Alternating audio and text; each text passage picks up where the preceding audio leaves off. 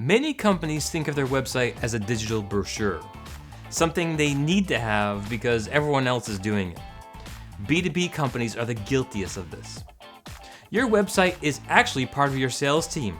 If one member of your sales team isn't performing, what do? You get them help, or you get a new salesperson. Before you fire your website, let's look at what you need to change to make it a productive member of your sales team. And all of that's coming up next. Conventional web designers fall into one of two buckets. They're either artists or programmers. Many of them will have you write your own website copy and supply your own images. When I started designing websites in 1997, this is how we did it. And it continued for a long time. Unfortunately, many websites are still stuck in this mode. They're what I would call design first.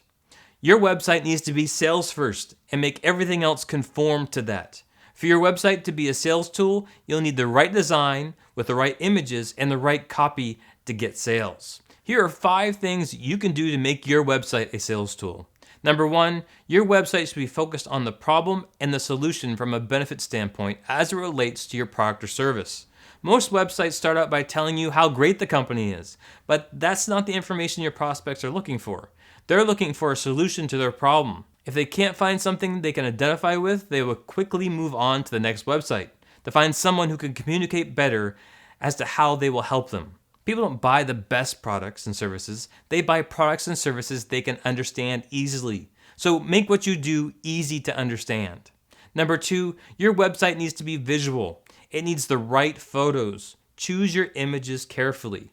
Avoid obvious stock images.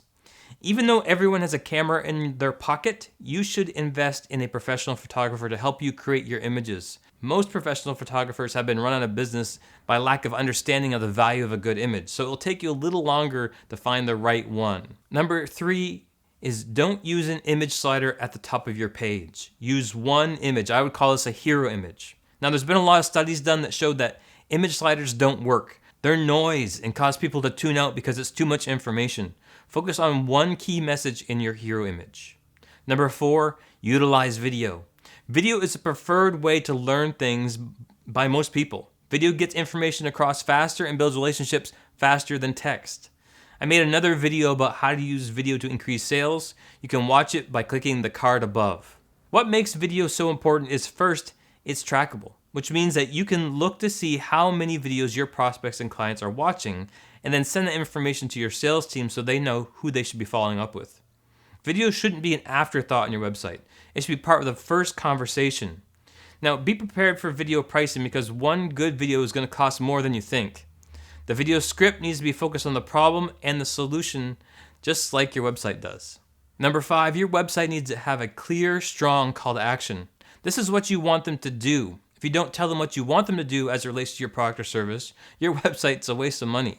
If your website isn't a member of your sales team, click the box on your screen and get a free 15-minute website consultation where we'll give you some steps that you can take to get your website working for you.